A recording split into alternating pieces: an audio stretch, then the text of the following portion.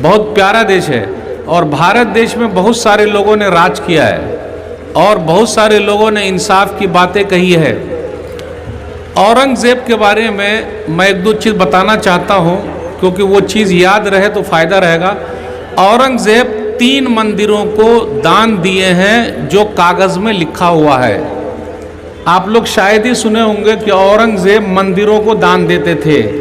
औरंगज़ेब के बारे में गलत बातें लोग बहुत सुनाते हैं, लेकिन औरंगज़ेब के बारे में यह है कि औरंगज़ेब रहमहुल्लाह ने 3 मंदिरों को दान दिया है। 3 मंदिरों का नाम मैं आप लोगों को बताऊंगा, नाम याद रखिएगा। नाम ये है उज्जैन की महाकाल मंदिर, मुखिया जी को मालूम होगा, उज्जैन की महाकाल मंदिर।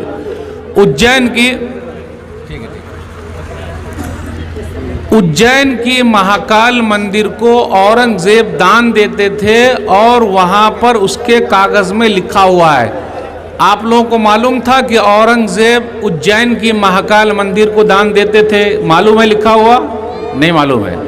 डॉक्टर राम पुनियानी कहते हैं।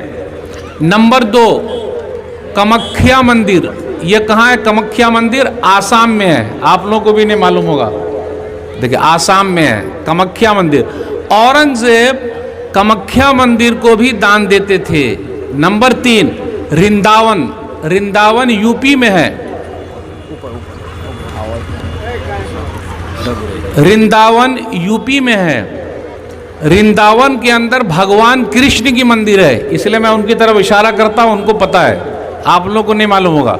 डॉक्टर राम पुनियानी कहते हैं कि औरंगज़ेब ने रिंदावन में भगवान कृष्ण की मंदिर को दान दिया है और ये कागज़ में लिखा हुआ है। शायद के राकेश यादव जी को भी इससे पहले ना मालूम होगा। अब जो है वो अपनी तकरीर में कहीं भी बात करेंगे तो औरंगज़ेब के बारे में 3 मंदिर का वो जिक्र ज़रूर करेंगे। मैं एक मंदिर और उनको बता देता हूं ताकि वो याद रहे और आप लोगों को भी याद रहे। आप लोगों को मालूम था क्या? 3 मंदिर के बारे में मालूम था? नहीं मालूम था। चौथी मंदिर के बारे में बता रहा हूं। आप चले जाइए चित्रकूट जानते हैं? नहीं मालूम आपको? चित्रकूट के अंदर एक मंदिर बनी हुई है, लेकिन वो मंदिर मस्जिद है, यानी मस्जिद की तरह लगती है। चित्रकूट में एक मंदिर है लेकिन वो मंदिर मस्जिद की तरह लगती है, उसको औरंगज़ेब ने बनवाया है। राकेश जी के लिए एक मालूमात और, ये मैंने नहीं कहा, इलाहाबाद यूनिवर्सिटी के एक प्रोफेसर ने लिखा है कि चित्रकूट में एक मंदिर है जो मस्जिद की तरह लगती है और उसको औरंगज़ेब ने बनाया है और औरंगज़ेब ने कई गांव उसको दान में दे दिए थे। तो ये 4 मंदिरों का मैंने जिक्र किया, इसलिए जिक्र किया कि राकेश जी को याद रहे और अपने साथियों में ये बयान करें कि औरंगज़ेब ने 50 साल यहाँ हुकूमत की है और औरंगज़ेब ने 50 साल में भारत के ख़जाने से एक नया रुपया नहीं लिया है। ये मैं नहीं कहता, डॉक्टर राम पुनियानी कहते हैं। औरंगज़ेब टोपी सिल के और औरंगज़ेब कुरान लिख के अपना खर्चा चलाते थे, ये भी आपको नहीं मालूम होगा। 50 साल तक औरंगज़ेब ने भारत पर हुकूमत की है और 50 साल तक भारत के ख़जाने से एक नया पैसा उन्होंने नहीं लिया है। ये मैं नहीं कहता, डॉक्टर राम पुनियानी कहते हैं। और औरंगज़ेब के ज़माने में भारत की जीडीपी 25 यानी पूरी दुनिया का 1/3 थी, ये भी नहीं मालूम होगा। आप लोगों को मालूम था ये सब? कुछ भी नहीं मालूम था। क्या मालूम है? खान साहब नाच रहे हैं फिल्मी दुनिया में ना, हीरो हीरोइन को जानते हैं, और जब औरंगज़ेब के ऊपर कोई मसला आता है तो जवाब कौन दे रहे हैं? डॉक्टर राम पुनियानी दे रहे हैं। डॉक्टर राम पुनियानी मुसलमान नहीं है, लेकिन डॉक्टर राम पुनियानी सबसे ज़्यादा औरंगज़ेब के फेवर में वीडियो बना रहे हैं। यह बात भी आप लोगों को नहीं मालूम रही होगी। मालूम थी? नहीं मालूम थी। इसलिए मेरे भाइयों पढ़िए, मेरा वही कहना है, पढ़िए लिखिए, पढ़ोगे लिखोगे बनोगे नवाब, खेलोगे कूदोगे होगे खराब। सही है? नहीं, अब ऐसा हो गया है क्योंकि जब से आईपीएल आया है एक छक्का मारने पर कितना लाख रुपया मिलता है? बहुत पैसा मिलता है। तो क्या होगा, खेलोगे कूदोगे बनोगे लाजवाब, और पढ़ोगे लिखोगे बनोगे नवाब। सही है ना, खेल कूद में भी पैसा है। अगर आप अच्छा खेलिएगा तो आपका नाम टीम में आएगा। भाई आपकी टीम में शमी नाम का कोई खिलाड़ी खेल रहा कि नहीं खेल रहा, तो ये अपने भारत की खूबसूरती है कि नहीं। और एक और खिलाड़ी है सिख, खिलाड़ी का नाम क्या है? अरे नहीं भाई, ये अपने भारत की खूबसूरती है। इसलिए मैं आप लोगों से पूछना चाहता हूं, सिर्फ मुस्लिम का नाम याद रखिएगा। अर्शदीप सिंह सिख हैं, भारत के लिए खेल रहे हैं, तो यही अपने भारत की खूबसूरती है। और भारत को जिताते जा रहे हैं, सब लोग कोशिश कर रहे हैं। एक तरफ अगर कोहली है तो शमी भी हैं, सिराज भी हैं, अर्शदीप सिंह भी हैं, सब लोग मेहनत कर रहे हैं कि नहीं कर रहे हैं। तो हम सबको मिलकर भारत को आगे ले जाना है, इंशाअल्लाह। बोले भी नहीं, अपना भारत तरक्की कब करेगा? जब सब मिलकर चलेंगे। अगर कोई भी पीछे रह जाएगा तो भारत कभी भी तरक्की नहीं कर सकता, वरना पूरी दुनिया में बदनाम हो जाएगा। यहां थोड़ा सा भी कुछ होता है पूरी दुनिया वाले को पता चल जाता है, क्योंकि अभी मीडिया का दौर है, कोई भी चीज छुप नहीं सकती। वैसे राकेश यादव जी ने कहा बाबरी मस्जिद के बारे में, लेकिन मैं तो यही कहूँगा कि सुप्रीम कोर्ट के ज़रिए ये हुआ है। हम सम्मान करते हैं, हम इज्जत करते हैं, हम एहतराम करते हैं। हमें सुप्रीम कोर्ट पर, हाई कोर्ट पर, लोअर कोर्ट पर, सब पर भरोसा है। भरोसा है कि नहीं भाई? सम्मान ज़रूरी है। अगर हम और आप सम्मान नहीं करेंगे तो करेगा कौन? इसलिए मेरे भाइयों, अहद करके जाइए, चाहे जो भी हो गया। इधर उधर जो भी आंख लड़ाता है उसको आंख नहीं लड़ाना। एक हदीस सुनाना चाहता हूँ, मुस्नद अहमद की हदीस है, हदीस नंबर 22211 22212 हदीस नंबर। एक नौजवान नबी सल्लल्लाहु अलैहि वसल्लम के पास आया और कहा, अल्लाह के रसूल सल्लल्लाहु अलैहि वसल्लम, मुझे ज़िना करने की, गलत काम करने की इजाज़त दे दीजिए। तो लोग ना, अरे अल्लाह तौबा, क्या बात कर रहा है ये, क्या बात कर रहा है, अल्लाह तौबा। तो नबी सल्लल्लाहु अलैहि वसल्लम ने उसे बुलाया और प्यारे अंदाज से समझाया। हम में से भी कुछ नौजवान ऐसे, उनके लिए भी हमारा अंदाज बहुत प्यारा है। नबी सल्लल्लाहु अलैहि वसल्लम ने फरमाया, देखो सुनो, तुम्हारी माँ के साथ अगर कोई गलत काम करे तो वो गुस्से में आ गया, बोले रहे ऐसा। तो नबी सल्लल्लाहु अलैहि वसल्लम ने कहा कि लोग भी नहीं चाहते कि उनकी माँओं के साथ कोई गलत काम करे। फिर कहा तुम्हारी बेटी के साथ कोई गलत काम करे तो? बोले नहीं, ऐसा कैसे होगा?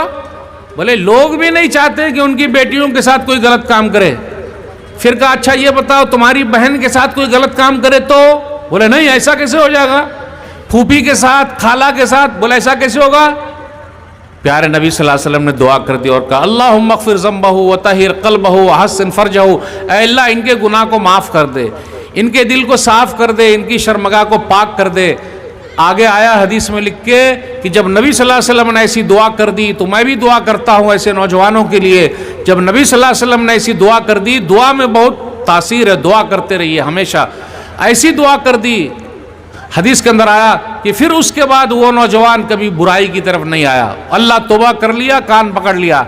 इसलिए हम और आप जब ये चीज़ सुनते हैं तो अपनी सोसाइटी को अच्छा बनाने के लिए हमें और आपको आगे बढ़ना होगा, तभी हमारा भारत देश आगे निकलेगा। अगर हम और आप एक रहेंगे तभी हमारा फायदा होगा। एक दो मिसाल और देना चाहता हूँ। कुछ नौजवानों के बाल आप देख लीजिए, सुअर कट बाल है, जानते हैं सुअर कट बाल?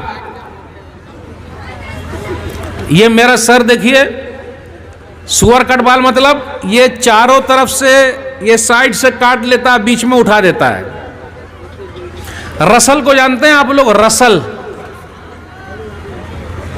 अरे वेस्ट इंडीज टीम के खिलाड़ी है ना रसल, रसल बॉल को कर देते हैं मसल। कोई भी मारे वो सिर्फ छक्का मारते हैं। रसल बॉल को बहुत मारते हैं, छक्का मारते हो। वो रसल का भी बाल वैसे ही उठा हुआ है। तो हमारे कुछ नौजवान वैसे उठा के चल, तो ऐसे कट को बोलते हैं सुअर कट। ये कौन सा कट है ये? क्योंकि सुअर का मुंह देखिएगा आप, ऐसा मुंह बनाया रहता है, उसके ऊपर बाल ऐसे खड़ा रहता। ये मैं नहीं कहता, आप फोटो में जाके देख लीजिए, आपको सीधा मिल जाएगा कि मौलवी साहब जो बोल रहे हैं। ऐसा सुअर अमेरिका में पाया जाता है, वो उसी टाइप से उनका भी बाल ऐसे खड़ा हुआ है। तो ऐसा मत कीजिए। नबी सल्लल्लाहु अलैहि वसल्लम ने ऐसा बाल रखने से मना किया है। हदीस के अंदर आया, सही बुखारी किताबुल लिबास हदीस नंबर 5920, यनहा अनिल क़ज़ी, कि नबी सल्लल्लाहु अलैहि वसल्लम ने ऐसा बाल काटने से, कुछ काट लिया जाए कुछ छोड़ दिया जाए, ऐसा करने से मना किया है। अपने यहाँ एक चीज़ और है, लोगों को क्या करना चाहिए, दाढ़ी बढ़ाओ मोछ कटाओ। लेकिन अपने यहाँ कितने लोग ऐसे मिल जाएंगे आपको कि वो दाढ़ी भी छिलाए हुए हैं। दाढ़ी छिलाए कि नहीं छिलाए? यादव जी को देखिए, उनके बाद दाढ़ी है कि नहीं है, कितने सुंदर लगते हैं देखने में। देख रहे हैं आप, दाढ़ी में कितने अच्छे लग रहे हैं कि नहीं लग रहे हैं? तो मैं आप जैसे नौजवानों को बोलता हूं, आप काहे छिलाते हैं? उनको देखिए कितने अच्छे लग रहे हैं। अच्छा, प्रधानमंत्री जी के पास भी दाढ़ी है कि नहीं है? प्रधानमंत्री और अपने पुराने एक प्रधानमंत्री जी थे मनमोहन सिंह जी, दाढ़ी थी कि नहीं थी? है। तो आप रखिएगा तो डर की बात क्या है? क्यों घबराते हैं आप?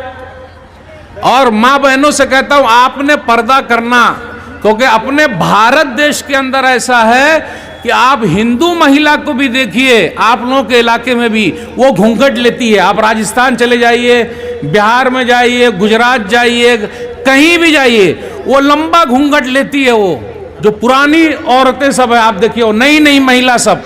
तो ये तो हमारे भारत की संस्कृति है, ये तो खूबसूरती है। तो अगर हमारी औरतें पिल्लू लेगी, कपड़े लेगी, तो गलत क्या है?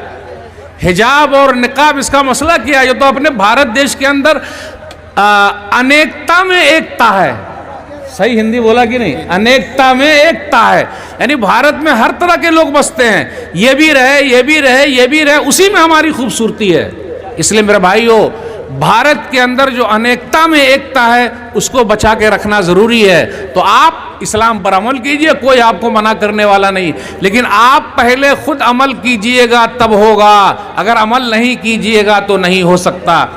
बस एक दो बात और बयान करके आपसे रुखसत होऊंगा। अपने यहाँ एक चीज ये भी है कि बड़ों का सम्मान खत्म हो गया है, अब बड़ों की इज्जत नहीं हो रही है। हमारे जो बुजुर्ग हजरात हैं, हम और आप उनका सम्मान नहीं कर रहे हैं। बुजुर्ग हजरात खड़े हुए हैं और हम और आप बैठे हुए हैं। नौजवान लोग, अरे आप लोग नौजवान हैं, आप खड़े रहिए, बुजुर्ग को बैठाइए। जो हमारे बुजुर्ग है, चाहे वो जिस धर्म के हो, जहां के भी हो। हदीस के अंदर आया, सही सुनन तिरमिज़ी किताबुल बिर वसीला हदीस नंबर 1919, एक बुजुर्ग आदमी, बूढ़े आदमी नबी सल्लल्लाहु अलैहि वसल्लम से मिलना चाहते थे।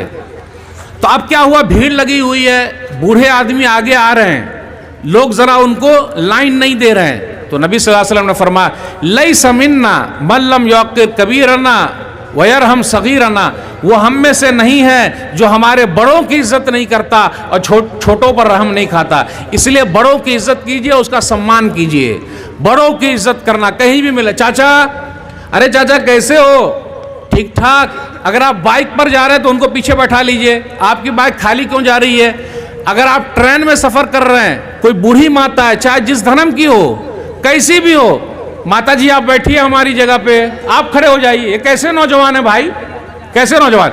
हम और आप बस में सफर कर रहे हैं, बस में सफर कर रहे हैं तो बूढ़े आदमी खड़े हुए हैं और नौजवान लोग बैठे हुए हैं। खड़े हो जाइए, थोड़ी देर खड़े होइए, उनको बैठाइए, आइए आइए आइए आइए, ये सब क्या बैठे। ये सब जब हम और आप करेंगे, लोगों को बताएंगे, तब लोगों को पता चलेगा इस्लाम क्या है। लेकिन अगर हम और आप ऐसे ही रहेंगे तो बड़ा मसला हो जाएगा। तो हमें और आपको बड़ी कुर्बानी देनी पड़ेगी, अमल करके बताना पड़ेगा, तो उसका फायदा होगा। बातें बहुत सारी आपसे करनी थी। पहले के लोग कैसे थे, सहाबा कराम कैसे थे, उनके बच्चे कैसे थे, उनकी बच्चियां कैसी थी, वो अल्लाह वाले कैसे थे। अगर हम और आप जैसा बनेंगे तो हमारा बड़ा फायदा।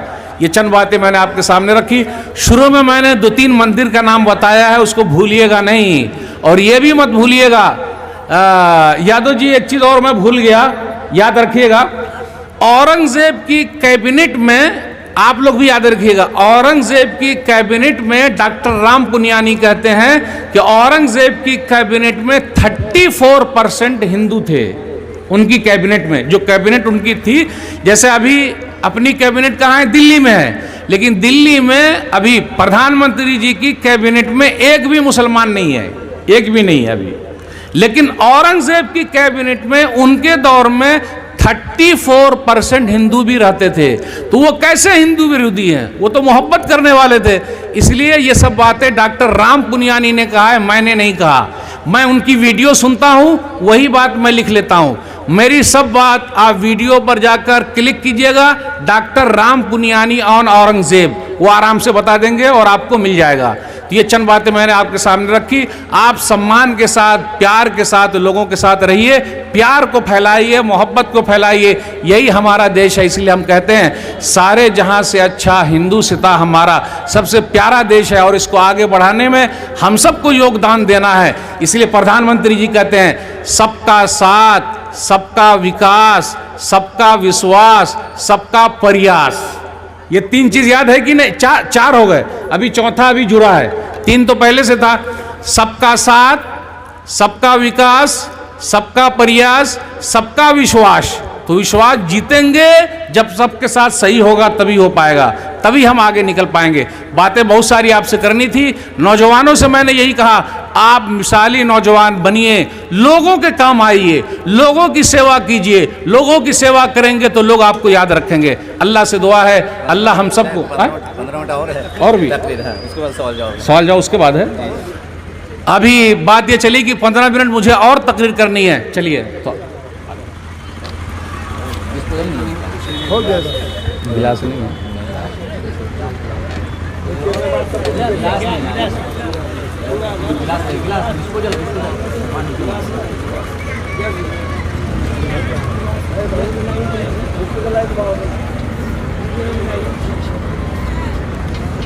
सवाल जवाब है 15 मिनट के बाद 15 मिनट से और तकरीर करेंगे। हाँ। उसके बाद 15 मिनट आपके सवाल का टाइम रहेगा।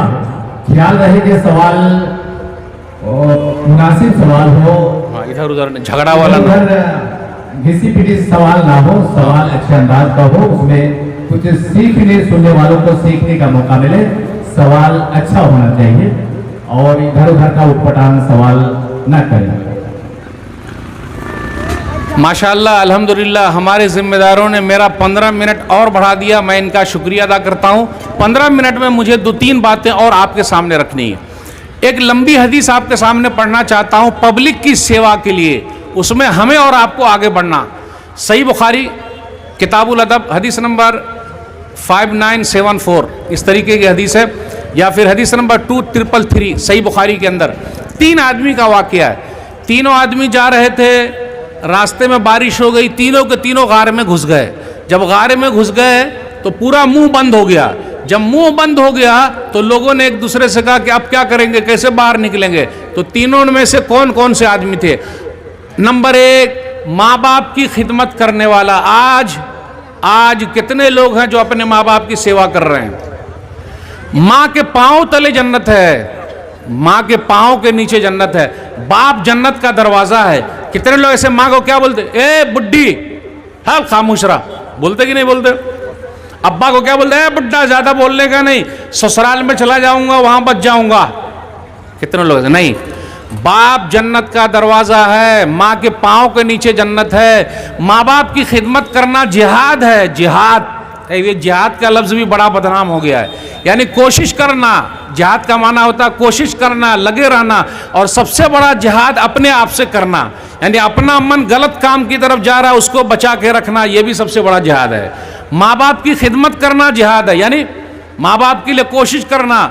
आपको मालूम है जब हम पैदा हुए थे माँ को जो चीख निकली थी, जो तकलीफ हुई थी, उस तकलीफ का बदला हम जिंदगी भर दे नहीं सकते।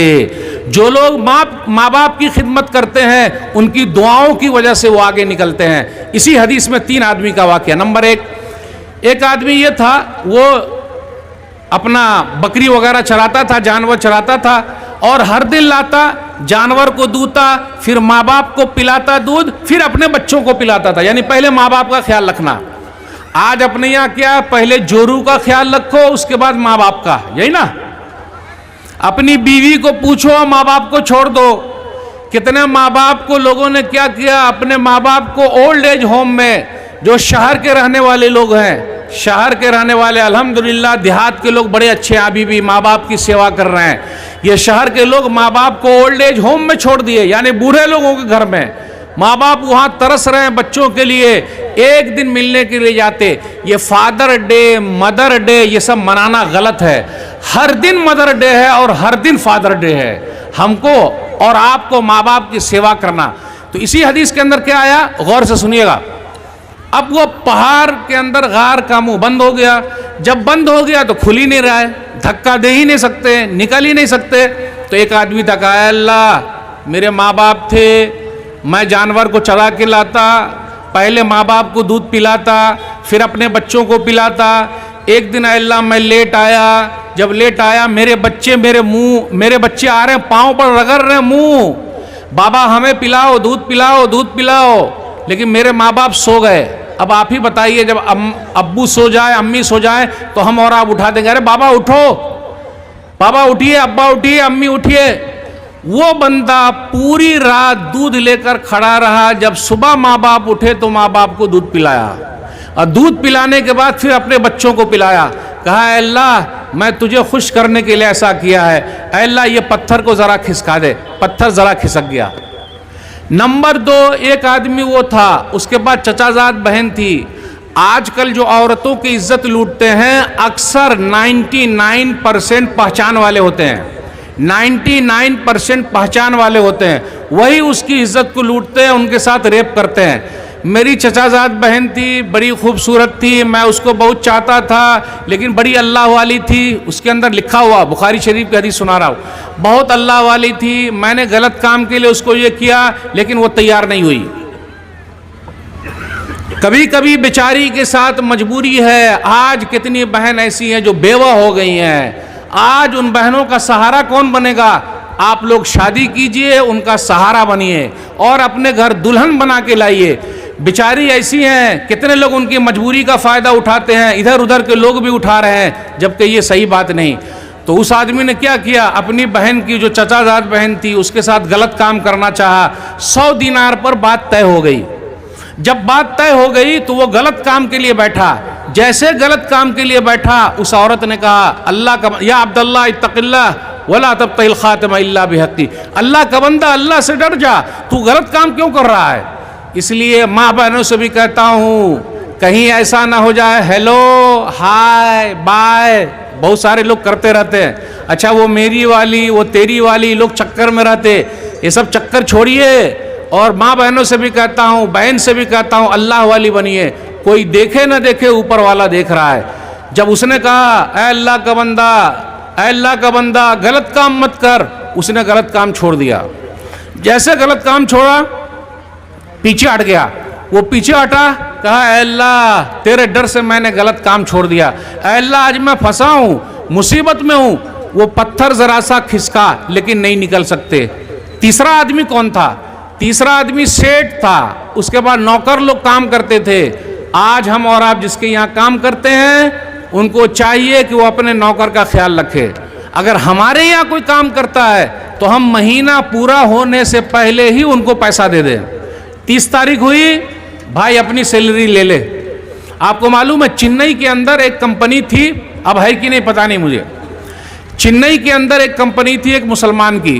वो क्या करता था कि सैलरी जो है मजदूर को पैसा देना है, महीना पूरा हुआ देना है, वो लेट करता था। 15 दिन लेट, 20 दिन लेट, 1 महीना लेट, 2 महीना लेट।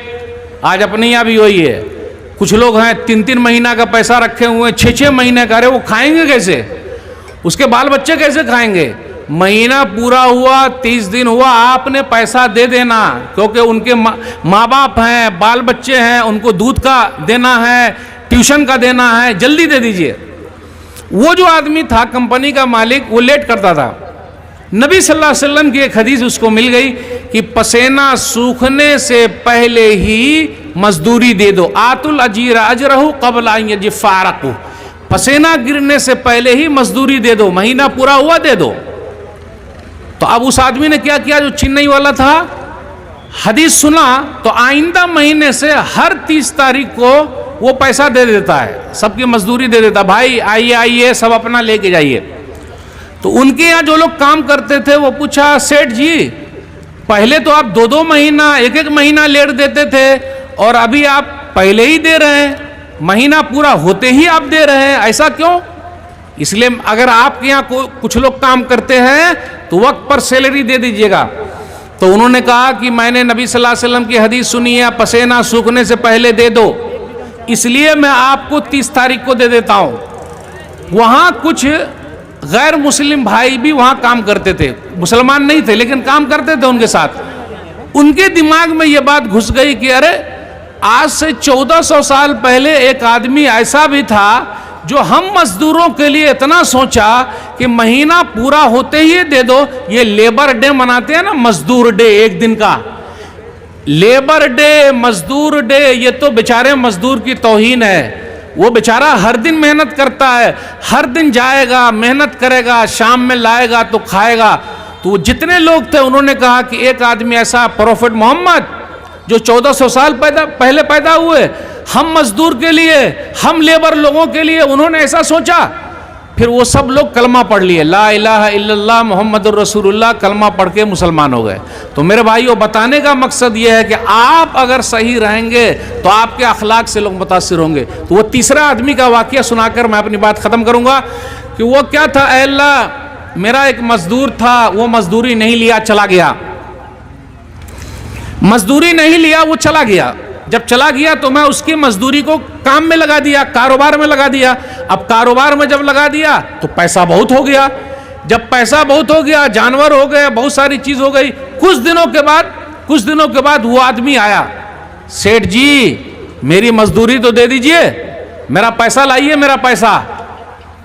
सेठ हो तो ऐसा, आज आप में से कोई भी जो सेठ है अगर चाहता है कि अल्लाह उसकी दुआ को सुन ले तो वो इस हदीस पर अमल करे। जो भी सेठ है अगर चाहता है अल्लाह उसको परेशानी से निकाल दे, अल्लाह उसकी दुआ सुन ले।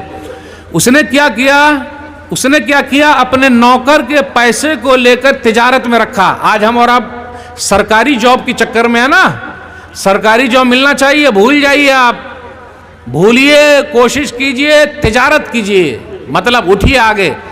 मैं एक मिसाल देता हूं, 1 रुपया और एक केला आप बंदर के पास फेंकिए, बंदर के पास 1 रुपया फेंकिए और केला फेंकिए, बंदर क्या करेगा? केला खाएगा कि पैसा खाएगा? लेकिन अगर वो पैसा ले लेता तो केला भी खरीद सकता था और पैसा भी रख सकता था। तो ये सरकारी जॉब का जो मसला है जिस पर हम और आप भाग रहे हैं, लॉलीपॉप की तरह लगता है और बूढ़े हो जाते फिर भी नहीं मिल पाता। तिजारत कीजिए, तिजारत मतलब अपने सर पर उठाइए, लेबर बनिए, मेहनत कीजिए और मेहनत में देखिए बरकत ही बरकत है। तो वो लेबर जो था वो चला गया, कुछ दिनों के बाद आया तो सेठ ने कहा, अरे ये सब जितने जानवर हैं, ये सब जितने जानवर हैं सब तुम्हारा, ले जाओ। अरे सेठ जी क्या आप भी मजाक कर रहे हैं, मेरी मजदूरी, इतना जानवर, इतनी चीज, अरे तुम नहीं आए तो मैं तुम्हारा पैसा लगा दिया, यानी तुमको भी मैं सेठ बनाया। आज एक सेठ जी बताइए जो अपने मजदूर को सेठ बनाना चाहता हो, लेकिन उस आदमी ने किया, बोले जा तू भी सेठ बन जा, मेहनत कर, लगा रहा। अल्लाह तुझे खुश करने के लिए मैंने सब दे दिया, आज मैं फंसा हूं। आज तो हम और आप दूसरे का हड़प करने के चक्कर में इसका लिया, उसका लिया, उसका लिया, फिर भी पेट नहीं भर रहा है, पेट नहीं भर रहा। और ये पेट कब भरेगा? जब हम और आप कब्र में चले जाएंगे, दुनिया में भरने वाला नहीं है। अल्लाह परेशानी में फंसा हूं, अल्लाह तो निकाल दे। पत्थर जो है वो गिर गया और तीनों के तीनों वापस निकल आए। इस हदीस से ये पता चला मेरे भाइयों, हमें और आपको समाज को अच्छा बनाने के लिए कोशिश करना पड़ेगा। अगर कोशिश करते हैं तो बड़ा फायदा और फायदा नजर आता है। बातें बहुत सारी आपसे करनी थी, इंशाअल्लाह किसी और मुनासिबत से आपसे बात करेंगे। अच्छा, मेरी उर्दू आपको समझ में आई कि नहीं आई ये बताइए? कितने लोगों को समझ में नहीं आई वो बताए? नहीं आई, मेरी उर्दू समझे ही नहीं, आ गई सबको, अल्हम्दुलिल्लाह। चलिए इंशाअल्लाह फिर किसी और मुनासिबत से बात करेंगे। चंद सवालात आए हुए हैं, देखते हैं क्या है, कोई भारी तो नहीं है।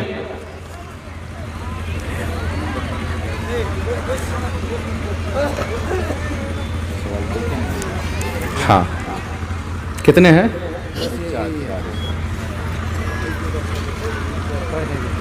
देखिए, एक सवाल आया, अगर किसी का शौहर मर जाता है तो वो औरत अपने जेवर खोलेगी या नहीं?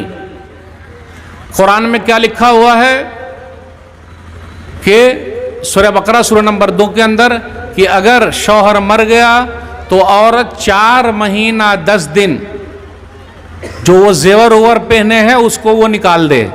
4 महीना 10 दिन के बाद दोबारा वो जेवर अपना पहन सकती है, लेकिन बनाव श्रृंगार नहीं करेगी क्योंकि शौहर तो है ही नहीं। फिर 4 महीना 10 दिन के बाद अगर उसकी शादी हो जाती है तो अपना बनाव श्रृंगार करेगी।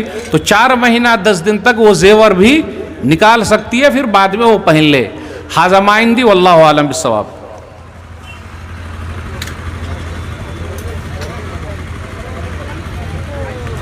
इसकी वजाहत हो जाए, निकाल सकती है या निकालना जरूरी है?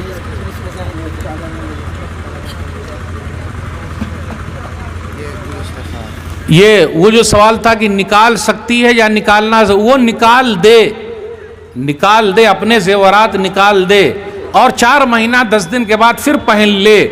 हमेशा के लिए नहीं निकालना है। वाइट वाला जो कपड़ा है वो भी नहीं पहनना है, जो कपड़ा वो पहनती है वही कपड़ा पहने। घर के कोने में नहीं रहना है, वो बाहर भी रह सकती है, यानी घर के सेहन में भी रह सकती है, कहीं डॉक्टर के पास जाना वो भी जा सकती है, फ़ोन पर भी बात कर सकती है, बहुत सारे मसाइल है। अब कितने बोलते अरे नहीं नहीं नहीं घर के कोने में रहने का, बाहर नहीं निकलने का, ऐसा नहीं। और वाइट कपड़ा पहनने का तो कहीं आया ही नहीं कि वाइट कपड़ा पहने। अब ये सब चीज़ हम और आप कहाँ से ले आए पता नहीं। जो कपड़ा पहन रही है वही पहनेगी, अलबत्ता अपने जेवरात वो निकाल दे। फिर इसी तरह मेकअप वगैरह जो वो कर रही है, जो अपने शौहर के लिए करती थी, वो ना करे। हाजा माइंदी वल्लाहु आलम बिस्सवाब। पहली शादी ये क्या, अच्छा नहीं सॉरी, बेटी की शादी है, किसी से कर्ज भी नहीं मिल रहा है, ऐसी सूरत में ब्याज ले सकते हैं क्या? बेटी की शादी है, किसी से कर्ज भी नहीं मिल रहा है, ऐसी सूरत में ब्याज ले सकते हैं क्या? याद रखिएगा, इस्लाम के अंदर शादी सादी है, सिंपल है। शादी में खर्च लड़का करेगा, लड़की को नहीं करना है। इसलिए शादी के अंदर लड़की वाले से जो लोग ले रहे हैं वो हलाल नहीं खा रहे हैं। वो क्या खा रहे हैं? लड़की वालों से जो लोग ले रहे हैं वो हलाल, लड़की वालों से जो ले रहे हैं, चाहे 4 चक्का ले या 2 चक्का ले या कैश ले, जो ले रहे हैं वो हलाल, वो आप लोग बोलिएगा, वो हलाल नहीं है लेना। अब ये बेचारे शादी करना चाहते, इसका मतलब 4 चक्का 2 चक्का कोई मांग रहा होगा, लेकिन फिर भी हम ब्याज नहीं ले सकते, क्योंकि ब्याज लेना देना लिखना सब कुछ करना सब गलत है। क्योंकि ब्याज ले लेकर फिर उसको भरिएगा कैसे? हाँ, ऐसा कर सकते, कुछ लोगों से मिलिए, भाई साहब मेरी बेटी की शादी है, मेरा हेल्प कीजिए, और कोई ना कोई हेल्प करेंगे। और आप ऐसा लड़का ढूंढिए जहां आपको पैसा ही ना खर्च हो। लंबा चौड़ा ढूंढने की जरूरत क्या है?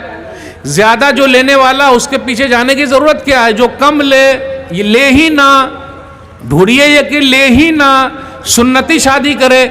इतने बड़े मजमे में क्या कोई आदमी ऐसा नहीं है, कोई नौजवान जो सुन्नती शादी कर ले?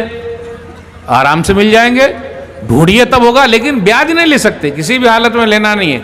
इंटरेस्ट नहीं लेना, सूद नहीं लेना, ब्याज नहीं लेना, बिल्कुल नहीं लेना है, वरना कभी आप भर ही नहीं पाइएगा, अदा ही नहीं कर पाइएगा। हाजा माइंदी वल्लाहु आलम बिस्सवाब। और ये क्या है? ये राजेश यादव का है। हमारे क्षेत्र में तलाक बहुत होता है और वो हमको उसमें शरीक भी रहना पड़ता है। तो ऐसे करने पे तो हमको हमारा कोई गुनाह है क्या उसमें? राजेश यादव जी का आपका है? यादव जी का सवाल ये है कि तलाक बहुत होता है हमारे क्षेत्र में, मुस्लिम के यहाँ भी होता होगा, दूसरे के यहाँ भी होता होगा, मुस्लिम के यहाँ ज्यादा है, यानी मुस्लिम लोग बुलाते हैं तलाक। अच्छा, तलाक आप लोग क्यों दे रहे हैं? हमको तो समझ में नहीं आया, तलाक का मसला क्यों पैदा कर रहे हैं? इसलिए पैदा हो रहा है कि आप जो पैसे वाली शादी करते हैं तो वह आपके दिमाग पर चढ़ के रहती है। ज़्यादा कुछ बोलिएगा नहीं, मेरे अब्बा ने आपको ख़रीदा है। हाँ, उनका योगदान तो रहेगा ही, क्योंकि वो मुखिया जी रह चुके हैं, तो वो समझाने के लिए आ सकते हैं उसमें। वो तो और अच्छा काम कर रहे हैं, वो तो मिलाना चाहते होंगे, कह रहे मिल जाओ, मत लड़ाई झगड़ा करो, तो वो तो सेवा कर सकते हैं, उसमें कोई हर्ज की बात नहीं। और कोशिश ये कीजिए कि तलाक ही ना हो। कभी कभार कभी कुछ हो गया, उलमा से पहले मिलिए। उलमा से मसला नहीं हल होता तो मिलिए, सबसे मिलिए। वो तो कोशिश कर रहे हैं, अच्छी बात है, अच्छा कर रहे हैं, मिला रहे हैं। पहले वो कोशिश करते होंगे कि भाई किसी तरह मिल जाए, लेकिन फिर भी अगर नहीं मिल पाते हैं तो ये आखिरी ऑप्शन है। और आखिरी ऑप्शन मर्द के लिए तलाक है और औरत के लिए खुला है। कभी कभी कैसा होता है, उसका मर्ज से नहीं होता, मारपीट, पी रहा है, खा रहा है, गाली बात दे रहा है, कब तक बर्दाश्त करेगी? तो वो भी खुला लेके अलग हो सकती है, उसको खुला कहा जाता है। तो औरत को भी इस्लाम ने हक दिया है, तो औरत को हक दिया खुला लेने का, मतलब कि वो जो महर दिया था उसको वापस कर दे और उसके बाद वो अलग हो जाए, वो अलग हो जाए। मर्द का क्या है, ज़्यादा गुस्सा दिखाता, ज़्यादा कुछ बोला तो तलाक तलाक तलाक। तो तलाक भी देने का तरीका होता है, 3 महीने में देने का, एक ही दिन में मत दे देने का।